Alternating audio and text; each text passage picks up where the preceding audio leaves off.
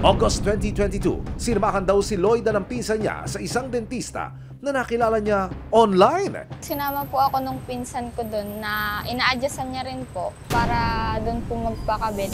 Pero tila bulsa lamang yata ng dentista ang napangiti dahil sa loob ng isang taon, ang mga ngipin ni Lloyda imbis na magdikit-dikit, lalong naghiwa-hiwalay. Nagsusugat po yung bandang sa labi ko po. Sumasakit po siya minsan. Medyo humiwalay po iba kong ngipin kaysa sa normal ko pong ngipin bago po ako magpakabit. Nang samahan siya ng kanyang tita Teresa sa klinik ng nagpakilalang dentista, dito na nagtaka si tita. Nagtataka ako bakit bahay lang po. Kaya sabi ko, tingnan mo nga ako kung may certificate siya or ano, kahit na ano doon. Wala daw po. Tapos sabi ko, ano yun? Tapos sa room lang po nila, na andun pa higaan nila, na pag nagpapaano po yung pamangking ko, na natutulog pa yung asawa.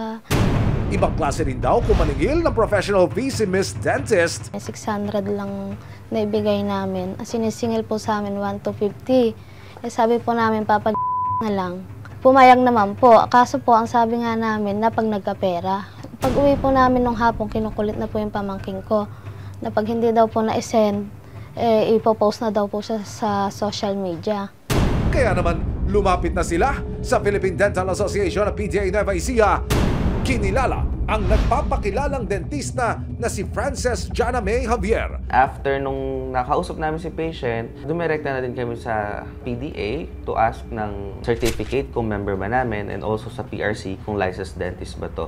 Upon checking, hindi nga po siya licensed. Para mas mapatunayan ang paglabag sa batas ng inireklamong peking dentista, isang surveillance ang isinagawa ng PDA kasama ang mga operatiba.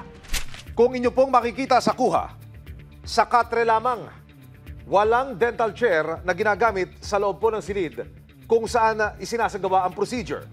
Wala rin ho tayong nakitang anesthesia o yung isinaksak man na pampamanhid bago isagawa po ang procedure.